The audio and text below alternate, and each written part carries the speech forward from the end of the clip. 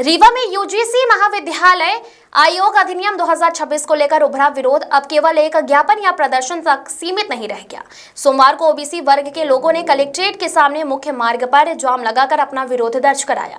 स्थिति ने तब गंभीर मोड़ लिया जब देश के अलग अलग हिस्सों में सवर्ण समाज के संगठनों द्वारा इस अधिनियम के खिलाफ आंदोलन की खबरें सामने आने लगी।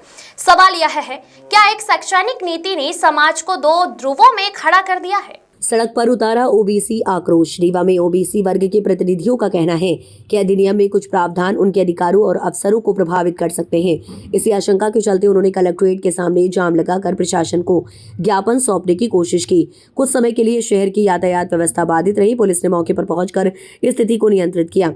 दूसरी ओर स्वर्ण समाज की नाराजगी देश के विभिन्न हिस्सों से ये भी रिपोर्ट सामने आ रही है कि स्वर्ण समाज के लोग संगठन भी इस अधिनियम को लेकर आपत्ति जता रहे हैं। उनका आरोप है कि नीति में संतुलन और समान अवसर के सिद्धांतों का पर्याप्त ध्यान नहीं रखा गया। हालांकि सरकार की ओर से अभी तक विस्तृत सार्वजनिक स्पष्टीकरण सामने नहीं आया है, जिससे भ्रम और बढ़ रहा है। क्या संवेदनहीनता बन रही है खाई? राजनीतिक विश्लेषकों का मानना है कि जब नीतियों को लेकर स्पष्ट संवाद नहीं होता तब अफवाहें और आशंकाएं तेजी से फैलती हैं। आज जो स्थिति बन रही है वह सामाजिक अविश्वास की ओर संकेत करती है। क्या सरकार ने सभी पक्षों से व्यापक चर्चा की? क्या संभावित प्रभावों का स्पष्ट खाका जनता के सामने रखा है? हालांकि गृह युद्ध जैसे शब्द अतिशयोक्ति हो सकते हैं। क्या नीति लागू करने से पहले सामाजिक समरसता का आंकलन किया गया? ये सवाल अब खुलकर पूछे जा रहे हैं। तनावपूर्ण माहौल की स्थिति। रीवा की घटना ये दिखाती है कि जमीनी स्तर पर असंतोष मौजूद है। यदि समय रहते सभी वर्गों को साथ बैठाकर समाधान निकाला नहीं गया तो वैचारिक टकराव और गहरा सकता है। आपको बता दें, लेकिन गृह युद्ध जैसे शब्द अतिशयोक्ति हो सकते हैं, लेकिन यह जरूर है कि सामाजिक ध्रुवीकरण की आहट सुनाई देने लगी और ये किसी भी लोकतंत्र के लिए शुभ संकेत नहीं है। सौगंधधरा का संपादकीय मत। सौगंधधरा स्पष्ट मानता है कि भारत की ताकत उसकी सामाजिक विविधता और पारस्परिक सम्मान में है। दरअसल आपको बता दें, शिक्षा नीति को लेकर यदि समाज में भ्रम या असंतोष है तो उसका समाधान संवाद और पारदर्शिता से ही संभव है।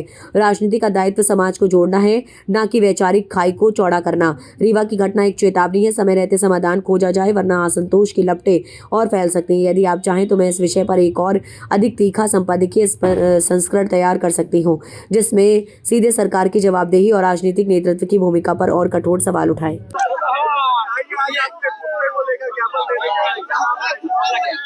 देखिए, सरकार के इशारे में मध्य प्रदेश का प्रशासन और खासकर रीवा जिले का प्रशासन कुत्ते की हरकत कर रहा है। जिस तरह से हम लोग 3 घंटे से रोड में बैठे हैं, हमारे मूल निवासी समाज SC ST OBC समाज संयुक्त मोर्चा के तत्वाधान में हम लोग ये आंदोलन किए हैं और दुर्भाग्य है कि 80% बहुसंख्यक समाज का ये आंदोलन का ज्ञापन लेने जिला कलेक्टर नहीं आ पा रहा है। कितनी बड़ी दुर्भाग्य की बात है। क्या हम सब लोग क्या करें? यहाँ फांसी लगा के मर जाए, रोड पे मर जाए? इसलिए यहाँ का कुत्ता प्रशासन, यहाँ का प्रशासन कुत्ता जैसे हरकत कर रहा है, इसलिए ज्ञापन लेने नहीं आया। इसलिए हम लोगों ने रीवा का एक कुत्ता ढूंढ के लाया, उसको ज्ञापन दिए है।